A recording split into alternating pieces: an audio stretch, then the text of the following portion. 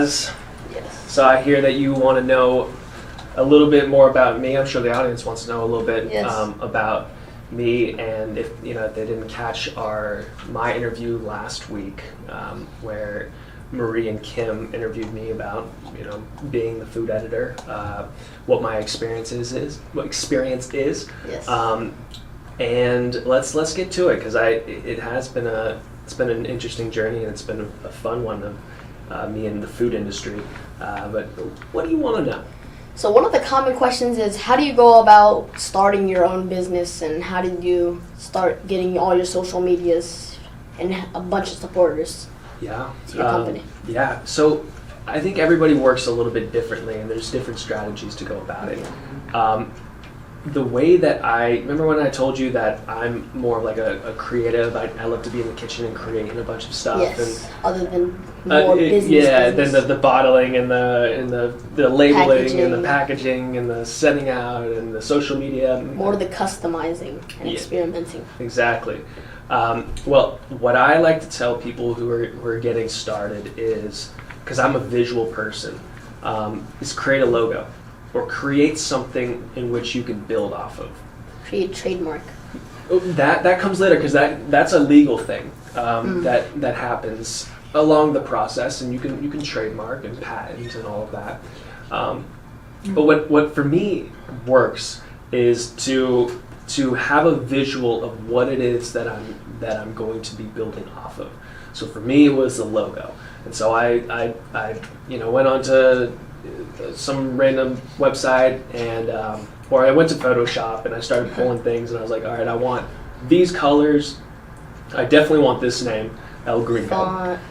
So it's my business is El Gringo Hot Sauce, and so I wanted this yellow label. I wanted it to be a circle. I wanted it to be classy.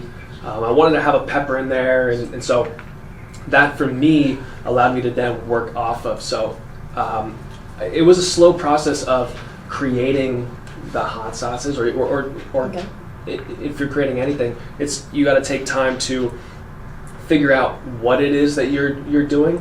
So for how you're going to do it. And how you're going to do it. So for me, it's food, right? So it takes time to cook in the kitchen, figure out what ingredients go well with what, right? Do I add a little bit of salt? Do I add a little bit of pepper? Okay, and then I bring it to my friend. So I had a friend who went to school at Cordon Bleu, which is a chef school. Okay. Yeah, and it's a pretty big chef school.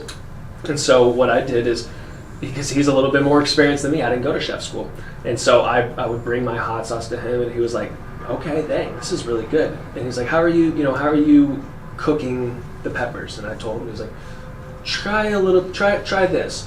One thing is like, he's like, try when you put the oil down and you're starting to heat up the pan, put a little salt in there first, so that when you throw the habaneros in, it's not going to sizzle and get everywhere and jump at you. I was like, okay, interesting.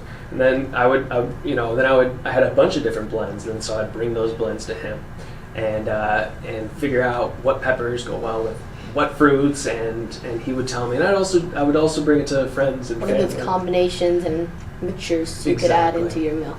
Right, but you know how we were talking about, you gotta test it with the market, test it with family and friends before you jump head over heels into forward. Publishing, because it could add less trust into the thing. So once it's way better, they might not trust you, and you might get less supporters.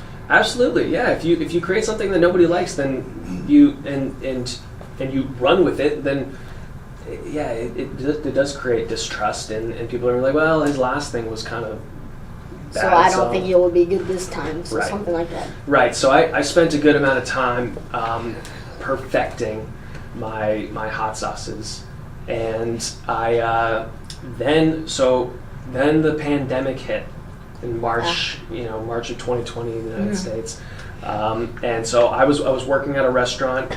I was up in LA. I was acting. I was working at a restaurant to pay the bills, and the pandemic hit, so I lost my job, and I was like, hey, it's time to get this thing going. So I don't know if that was the right time to get a business But it's going, a really good time having a work-at-home business. Yes. Really good time to make music at home, make your own foods, and a bunch of other things. Yeah. So in business, you always have to pivot.